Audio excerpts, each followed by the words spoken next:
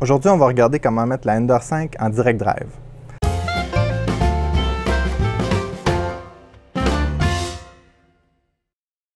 Bonjour et bienvenue dans le monde du Goro Loco.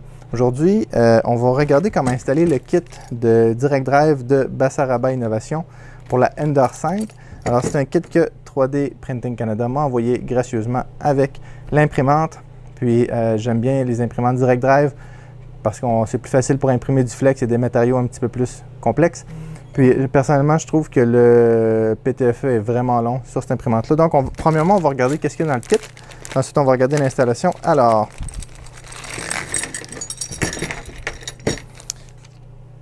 on a des attaches plastiques. On a un petit peu de gaine comme ça. Je vais probablement prendre de la gaine de nylon. On a les fils d'extension. On a le support, différents supports ici. On a la plaque qui va tenir les roues. Un connecteur PTFE. Une petite pièce d'un filament étrange. Alors, je ne sais pas, il est en quoi, hein? Il est peut-être en PLA Silk ou quelque chose comme ça. Il est beau. Un morceau de PTFE. Alors, un espaceur pour un NEMA 17. Des grandes vis probablement pour l'extrudeur et d'autres vis comme ceci. Puis, j'ai les instructions sur mon téléphone. Donc, ce que je vais faire, je vais placer les caméras pour pouvoir bien voir l'installation sur la Ender 5. L'installation qui semble quand même assez facile. En passant, ça ne demande pas de modification au firmware. Donc, vous pouvez faire ça sans toucher au firmware. Donc, allons-y sans plus tarder. Donc, la première étape est d'enlever cette vis-ci et cette vis-ci.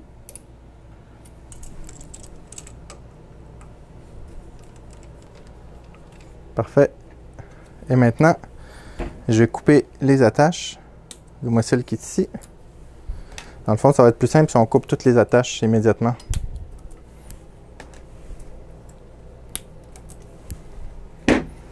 Parfait. Et maintenant, je peux enlever... Ah, il reste une attache.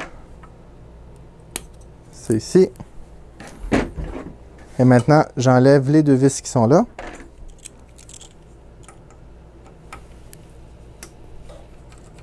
Et voilà, maintenant, je peux prendre mon bloc et l'envoyer ici sur le côté. Maintenant, je dois enlever les courroies en enlevant simplement ces parties-ci. Donc, je les glisse vers le haut. Il faut que je les tourne un petit peu. Et voilà. Excellent. Puis maintenant, je dois enlever mes roues parce que je vais les réutiliser sur l'autre plaque. Je vais enlever mes roues ici.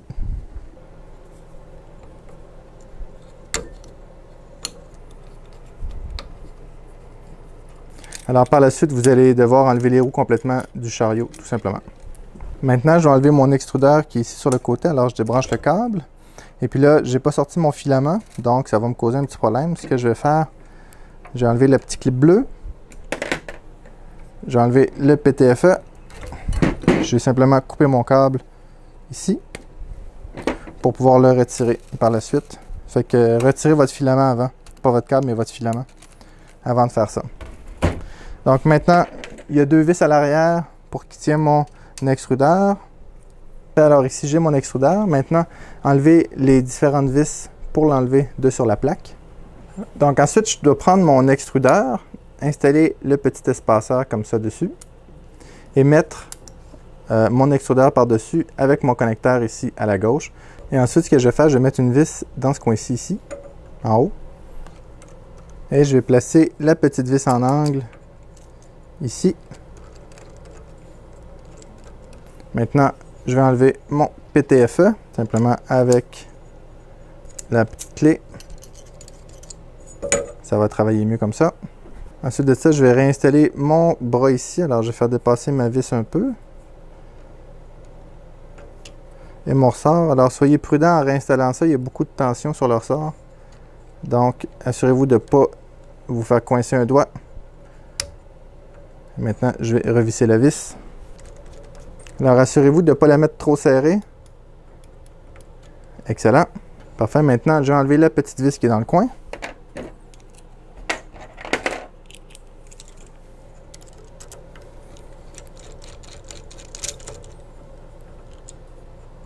Alors, la prochaine étape est de prendre le petit espaceur, le mettre comme ça ici.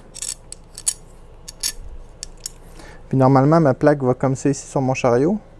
Alors, je m'assure de la mettre à l'envers parce que mon moteur va à l'avant de ma tête. Donc, alors je vais vous montrer ça dans un instant. Alors, ma plaque vient comme ceci, le moteur va à l'avant. Donc, assurez-vous de l'installer dans le bon sens. Alors, comme ceci. Maintenant, on va réinstaller les roues, les 3 roues ici avec l'écrou excentrique ici en bas. Donc, j'installe ma vis ici à l'arrière, mon espaceur et ma roue, et ensuite mon écrou. Même chose pour l'autre roue, mon écrou, excusez-moi, ma vis, mon espaceur, ma roue et mon écrou. Je ne les resserre pas immédiatement. Alors ici, je mets ma note excentrique. N'oubliez pas qu'il y a un côté rond ici dans le fond, là. Ici, ça va du côté du grand trou pour que ça rentre bien dedans. Je mets ma roue, je ne mets pas mon écrou immédiatement. Ce que je vais faire, je vais m'assurer qu'il rentre sur mon rail. Une fois qu'il est sur mon rail, je vais mettre mon écrou. Et ensuite, il me reste juste à resserrer le tout en tenant mon écrou à l'arrière et en resserrant ici à l'avant. Alors, assurez-vous que ça circule bien. Ici, c'est un peu trop serré, donc j'ai tourné ma roue excentrique. Il y a encore beaucoup de tension. Ou de friction plutôt. Encore un peu. Et voilà, alors le tout circule bien. J'ai pas de jeu dedans.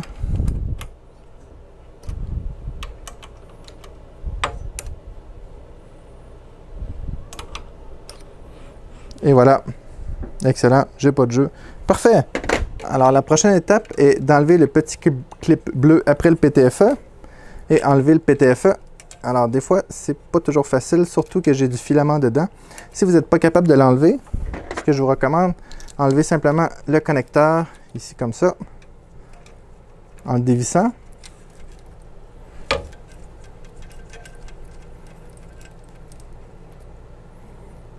D'accord? Et puis là, vous allez pouvoir l'enlever. Là, moi, j'ai du filament dedans. J'ai oublié de l'enlever. Je vais juste essayer de l'enlever sans rien briser. Et voilà.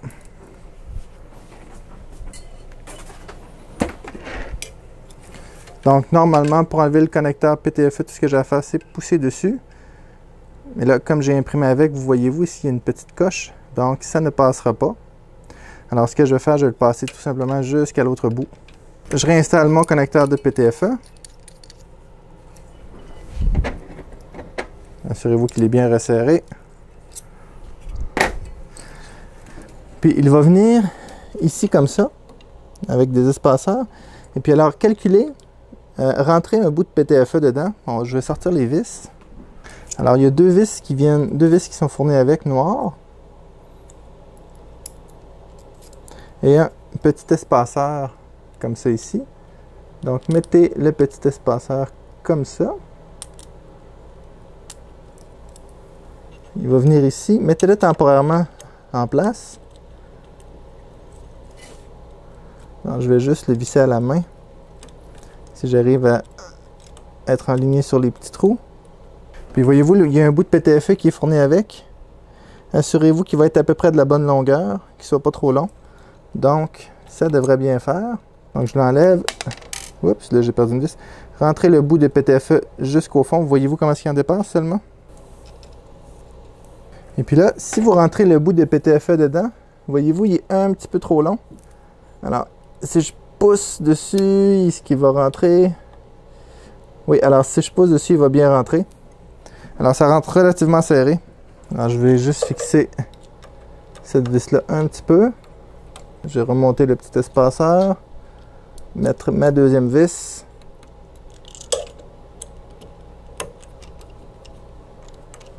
Donc, pour être certain que tout est bien aligné, prenez un bout de filament que vous avez coupé en angle à 45 degrés et vous le rentrez jusqu'au fond. Alors, ça vient jusqu'ici, c'est parfait. Donc,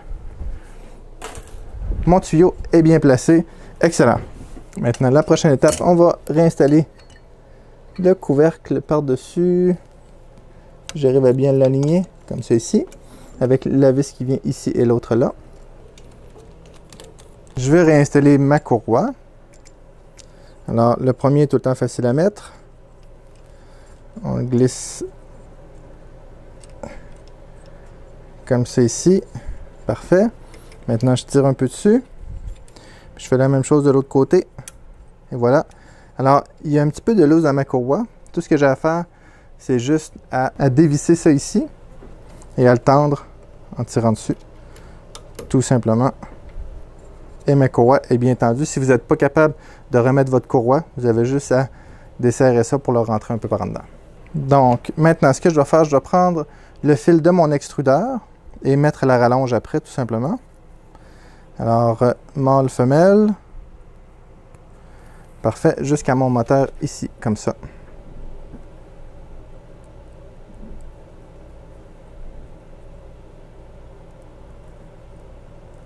Et voilà. Puis, je pourrais passer mon fil dans ma gaine ici. OK, mais ce que je vais faire, moi, je vais simplement changer ma gaine pour mettre une gaine un petit peu plus grosse. Donc, pour faire ça, je vais simplement enlever toutes les attaches plastiques que j'ai installées lors de l'installation initiale.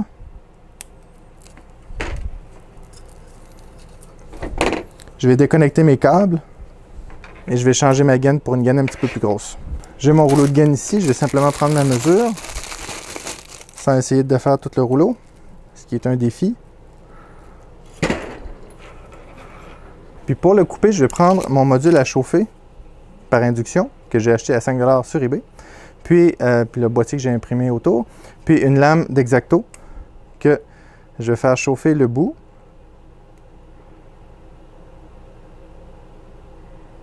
Alors très rapide. Alors ma lame est chaude. Encore un peu et voilà. Et je vais simplement couper. Alors j'enlève ma gaine présente. Donc, une fois que les connecteurs sont dans la gaine, tout ce que j'ai à faire, c'est de la faire grossir comme ça. Alors, il faut pousser sur la gaine et non tirer dessus. Si je tire dessus, ça se resserre. Et puis, il me reste juste à sortir les têtes doucement, sans trop tirer sur les fils. Et voilà, en compressant la gaine. Puis, je vais mettre la nouvelle gaine ici.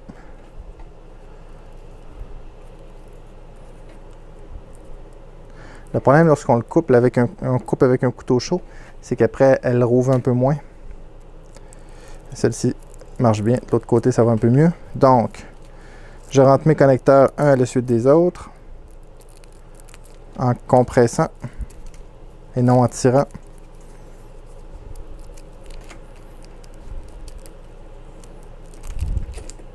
Et je vais mettre ma rallonge dedans.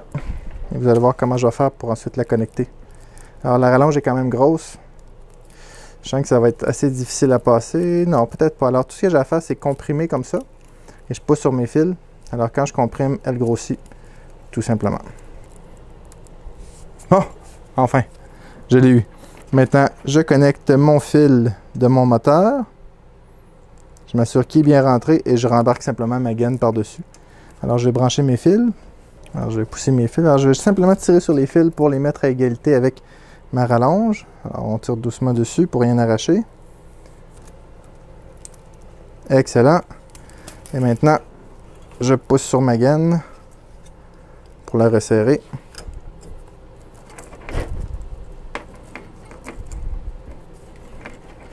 Et voilà. Une petite attache plastique ici. Et voilà.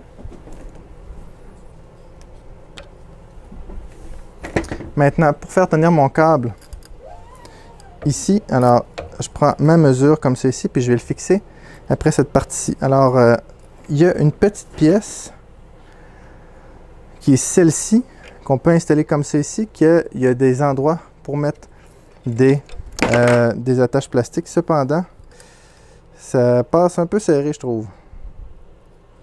Alors, ce que je vais faire, je vais plutôt l'installer sur le coin comme ça ici. Alors, c'est un peu juste. Ce modèle-là, à l'origine, est fait pour la Ender 3. Mais pour la Ender 5, il est un petit peu juste. Mais ça le fait. Ça le fait. Ouais, je peux l'installer ici comme ça. OK.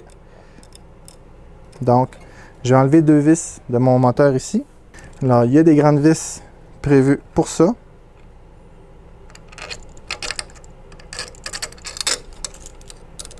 une petite attache. J'essaie de plus loin, donc comme ça, ça va être juste parfait. On coupe les attaches plastiques. Normalement, il y a un petit bloc qui vient s'installer après le moteur ici pour tenir le fil. Mais ici, mes fils sont un peu courts. Donc, ce que j'aurais pu faire pour allonger mes fils, je pourrais simplement virer mon moteur de côté pour le mettre de ce côté-ci.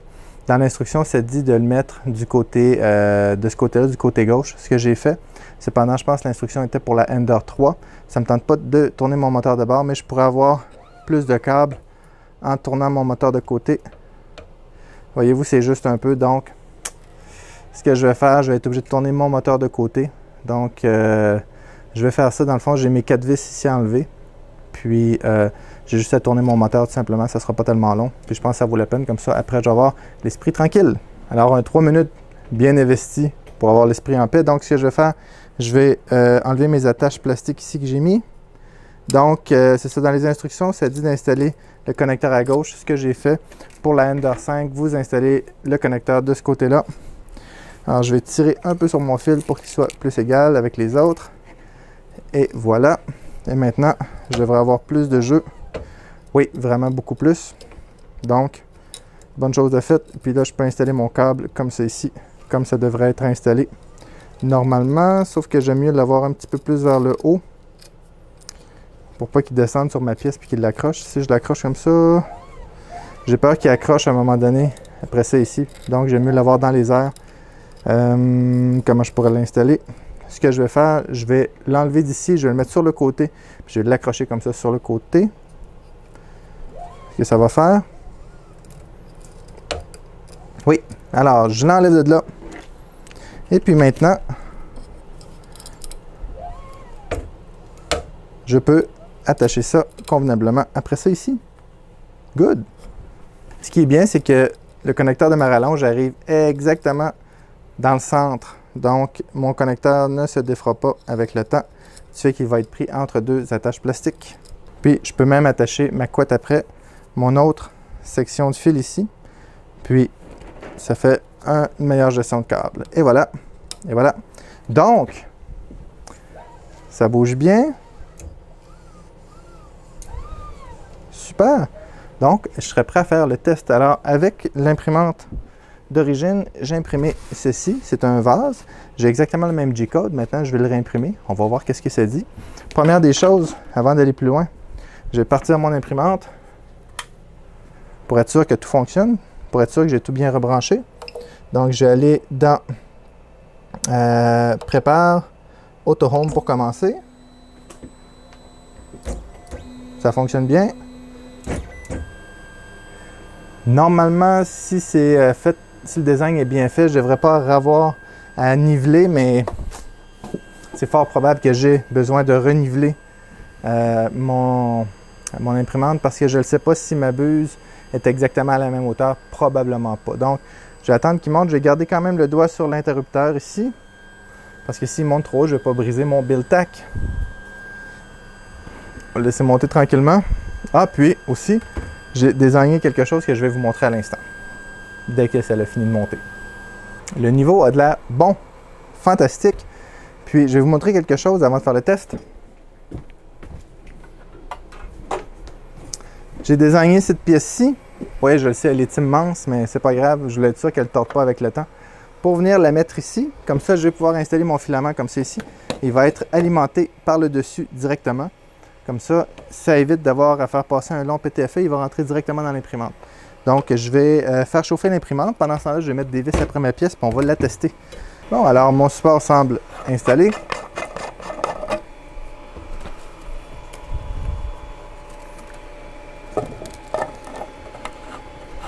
Je sais pas pourquoi j'ai dévissé la vis. Ceux-là, ils ont un grand trou, donc je ne serai pas obligé. Alors, on va le couper en angle.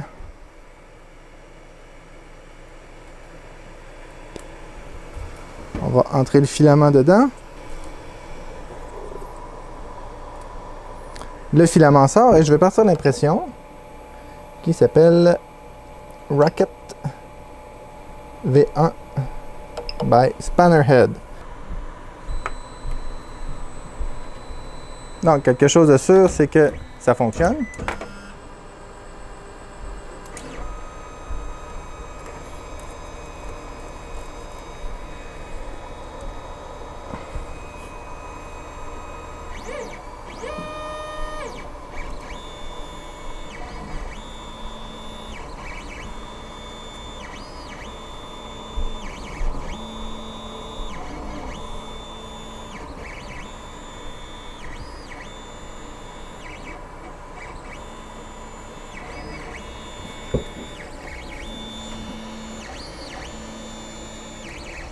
Donc voilà, comme prévu, l'impression se passe bien.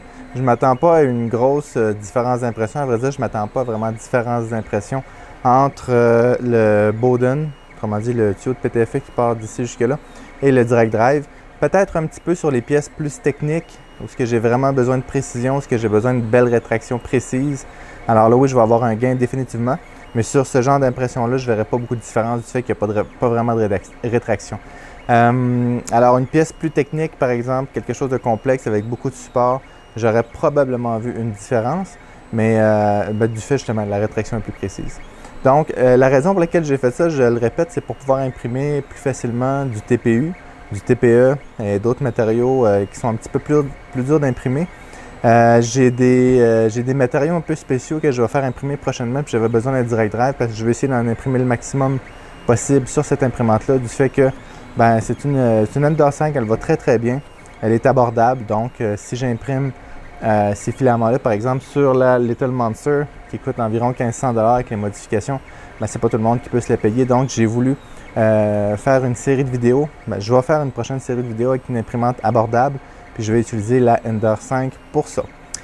C'est pas tous les filaments que je vais pouvoir imprimer dessus à cause des températures élevées, mais on va peut-être regarder aussi pour voir qu'est-ce qu'on peut faire, imprimer du polycarbonate avec, quelque chose de même, mettre du plein métal dedans, bref, le kit micro suisse. Donc, mais ça c'est pour plus tard. Donc, pour celle-ci, alors j'ai la même qualité d'impression pour ce genre d'impression-là, cependant je vais avoir plus de précision, elle n'est pas moins bruyante ou quoi que ce soit.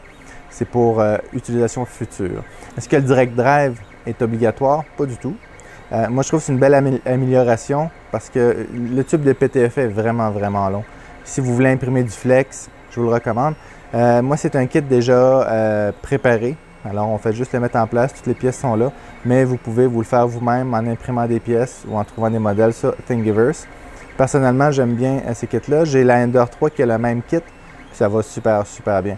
Donc, puis ce bras-là, je vais le mettre sur Thingiverse, mais vous pourriez utiliser celui-ci à la limite, puis le mettre même ici après le bras. Alors, je ne sais pas si c'est une bonne idée de le mettre après le bras, après le X. Peut-être, dans le fond, je ne sais pas, mais ça ferait beaucoup de poids sur le bras, tandis qu'ici, il est alimenté quasiment directement. Donc, c'est ça. Le kit vaut, je crois, une cinquantaine de dollars. On va regarder. Alors, le kit de conversion vaut 50 $. Il fait pour la Ender 3 et la Ender 5. Donc, je trouve que c'est quand même, le prix est raisonnable. Les pièces de métal sont là, les vis sont là. La qualité est là aussi, c'est très, très robuste. Sinon, vous pouvez l'imprimer aussi. C'est comme vous désirez. Ensuite, quoi de plus à dire là-dessus? Je pense qu'on a fait pas mal le tour du Direct Drive. Donc, j'espère que vous avez aimé la vidéo. Si vous avez des commentaires, dites-moi ce que vous pensez du Direct Drive versus du Bowden. Moi, j'utilise les deux. Alors, le Bowden, je répète, c'est lorsque j'ai un tuyau de PTFE, mon extrudeur est déporté. OK? L'avantage du Bowden, c'est que ma tête est plus légère. Mais Direct Drive, c'est que j'ai moins de jeu entre mon extrudeur et mon filament. Donc, je peux faire des rétractions plus rapides et différentes choses de même, et surtout le flexible. Donc, laissez dans les commentaires qu'est-ce que vous pensez Bowden versus Direct Drive. Dites-moi aussi ce que vous pensez de la Ender 5 en Direct Drive. Je vous le dis, il y a beaucoup de personnes qui vont dire « Ah, Dominique, c'est pas obligatoire. » Je sais que c'est pas obligatoire, mais c'est une belle addition qu'on peut faire à l'imprimante, même si sans Direct Drive, elle va fonctionner aussi très très bien. Donc, si vous avez aimé la vidéo, s'il vous plaît, mettez un like, abonnez-vous à la chaîne si vous ne l'êtes pas, cliquez sur la petite cloche pour être au courant des nouveautés. Merci beaucoup et à bientôt!